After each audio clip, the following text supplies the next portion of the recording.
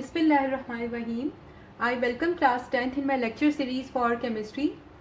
In today's lecture, we will learn that how alkanes are named. This naming of alkane is also called as the nomenclature for the alkanes. There are certain rules in order to name the compounds, organic compounds that are called as alkanes. These rules are devised by an international body that is the IUPAC. It is abbreviated as International Union of Pure and Applied Chemistry. This international body gave systematic names to different alkanes, different organic compounds, and those systematic names are based on the number of carbon atoms present in the respective organic compounds. All the IUPAC names are divided mainly into two parts. First part is the stem, second part is the suffix. The stem denotes the number of carbon atoms present in an organic compound, whereas the suffix denotes the class of the compound. We know that there are different classes of organic compounds. We will learn about them in detail in our upcoming lectures. These classes of compounds are recognized on the basis of specific group of atoms present in those compounds. We have read about those specific group of atoms.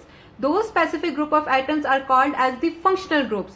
So organic compounds are classified on the basis of functional group into different classes of compounds. So there is a different suffix for each class of compound. What is suffix? Suffix is basically the specific group of letters which is present at the end of a name.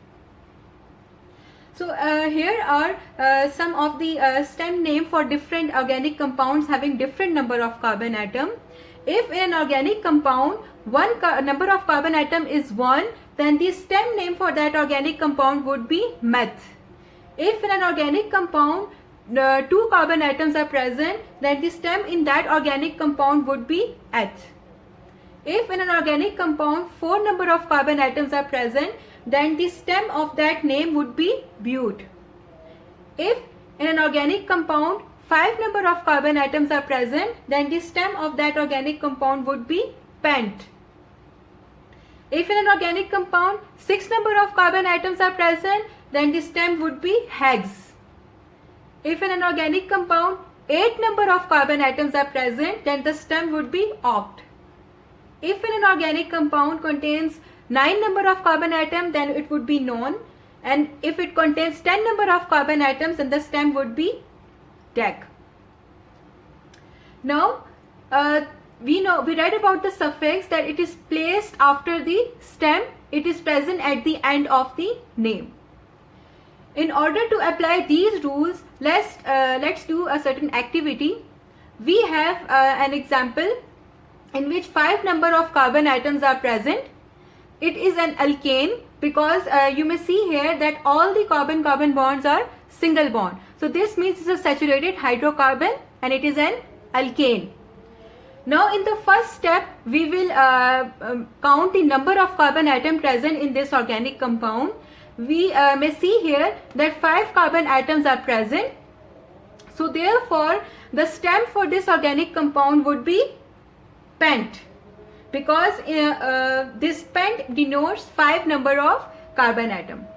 In the step 2, we will give this name the suffix. Now we will first recognize that which class of organic compound is this.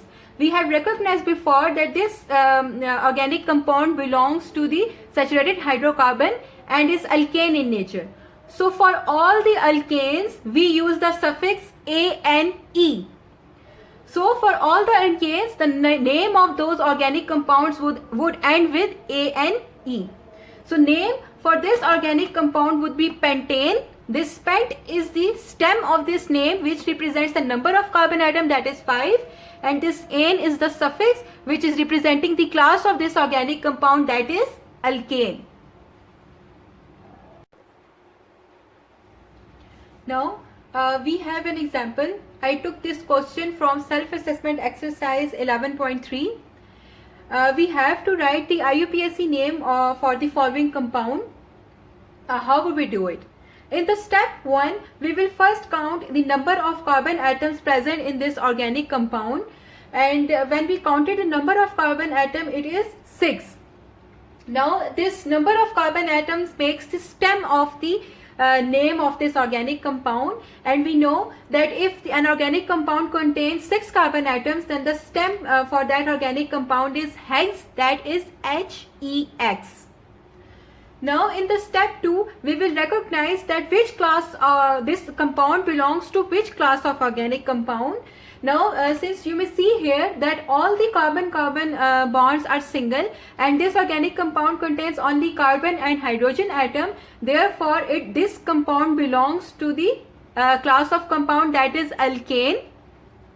All the organic compounds that are alkane, the name for those organic compounds would end with suffix ane. So the name for this organic compound would be stem plus suffix, that is the hexane.